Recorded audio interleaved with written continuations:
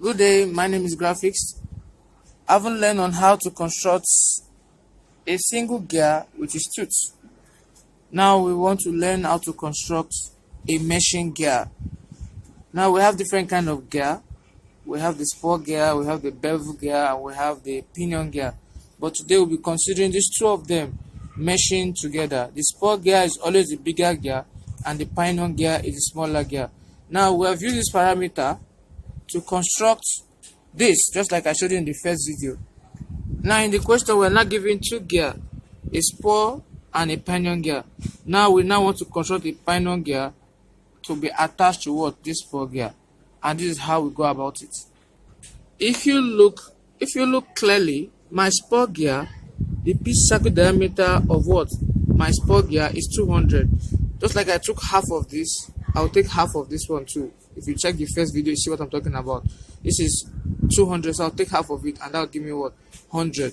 Now I'm going to measure 100 on my meter rule. I'll measure 100 on my meter rule. Which is this? This is my 100 after measuring them. Then if you remember, the point at which the vertical line and the horizontal line meet, I'll place my compass at that point and I'm going to mark. Can you see? I'm going to mark a point. I'll be using that point as my reference point, and I will interchange my compass and I'll place it here. Then what? I'm going to draw my PCD. That will be what?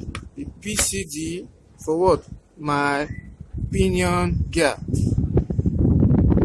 The next step, like we've learned earlier, is what? The addendum. Addendum is the height of the PCD. Now we are to consider this direction this way now. Of what? Of the PCD above the P circle. So from this my point here, where the vertical and the horizontal line meet, I'm going to measure 8. Because our what? Our addendum is equal to the module, and that is 8. So I'll measure my 8. So with radius 8, I'm going to place it at my center where they meet, and I'll mark. So that is my point 8. So at that point 8, I'll move it to what? My reference point here, and I'll take it to that point A. Let me assume this is point 8 here. Can you see it? And the same position as E. And I'm going to draw this guy. And that is what? My addendum for my pinion gear. What do you notice? It is falling on the same point with what? My dedendum of the spur gear.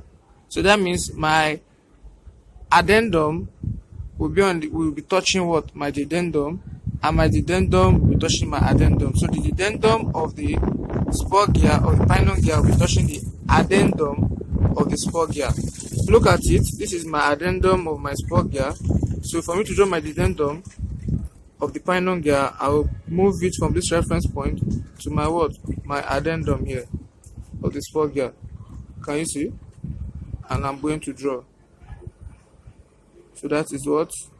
My dedendum of my spur gear. The next step is the base circle.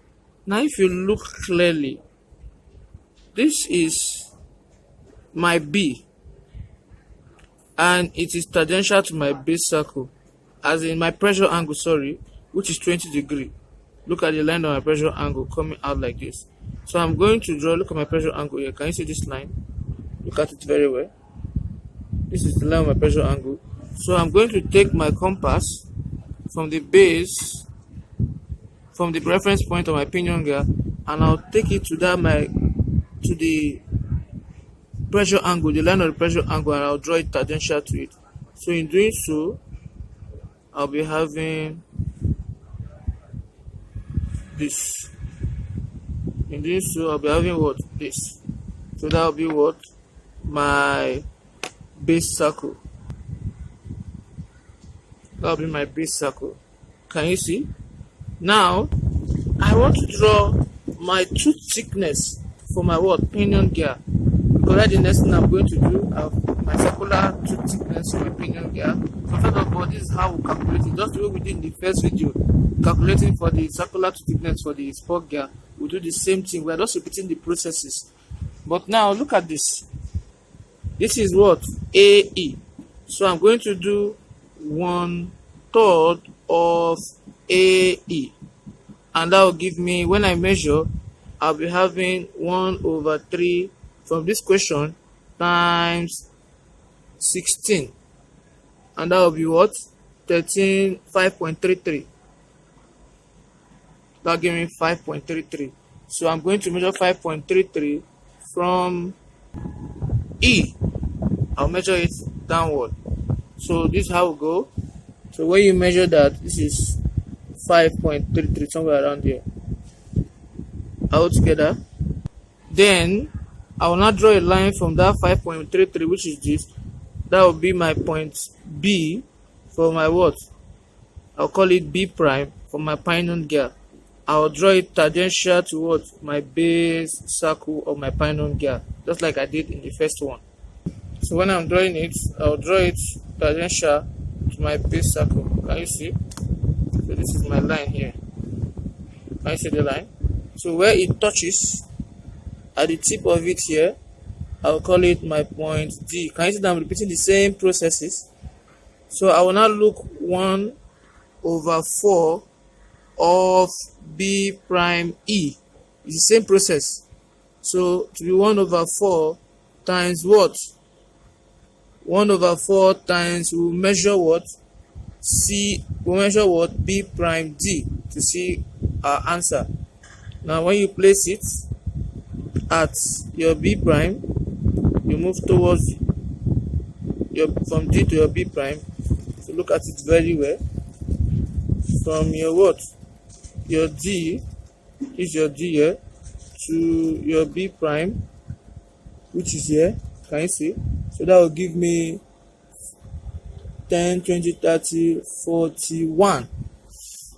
So you divide 41 divided by 4. So you'll be having 10.25. So 10.25 from what? Your point D. Measure it upward. Now if you look at it from point D, I measure my 10.25, which is 10 point approximately. I'll call that my point F. You can see. So I'll take my compass, take it to my reference point, and take it down my point F, and I'll draw another arc. Where I want you to pay attention to, at point D, from F to your point C, you can see it. You draw an arc that will be touching the top straight down to the bottom here. Can you see? Just like you did in the first one. Now from that point C, the two thickness of the teeth is the same, because if you check the table, our module is 8 for both of them. That taking. So and the calculate two thickness is what? Pi m.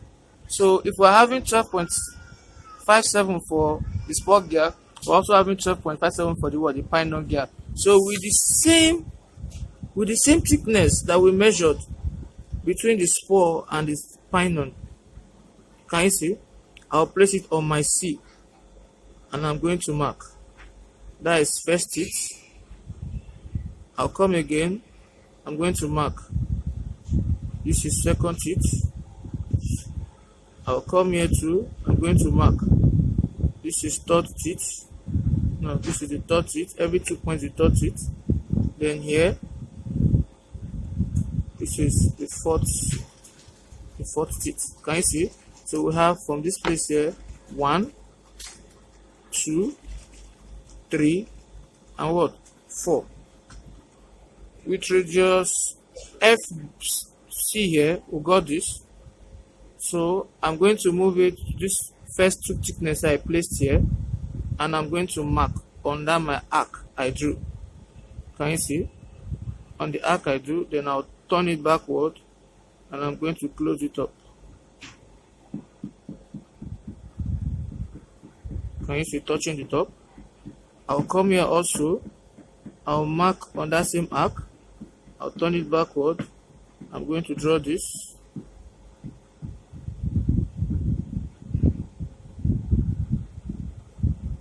To touch the top.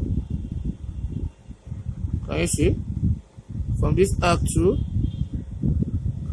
from this point to the other thickness, I'm going to mark on that top, on that arc there. I'll close it up. Can you see? From this arc to, I'm going to mark on that same mark there, my F. I'll turn it the other way around. I'll get this. From this point to, I'll mark on the arc of my F also. I'll place it here, and I'm going to get this. This is 1, 2, 3, 2. Then remain one more. On this point here too, I'll mark on my F. I'll turn it, and I'll get this.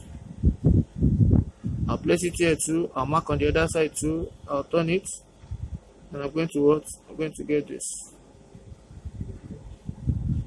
Then, just like we did in the first one, I'll close it up.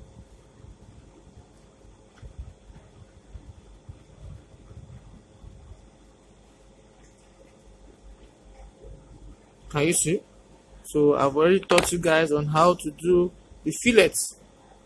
The fillets. So you do the fillets, or better still, after doing the fillets, you get something like this. Now you get something like this. So this is what we call the meshing between two gears. Thank you once again. My name is Graphics. Please subscribe, like my video. We'll see another time. Bye.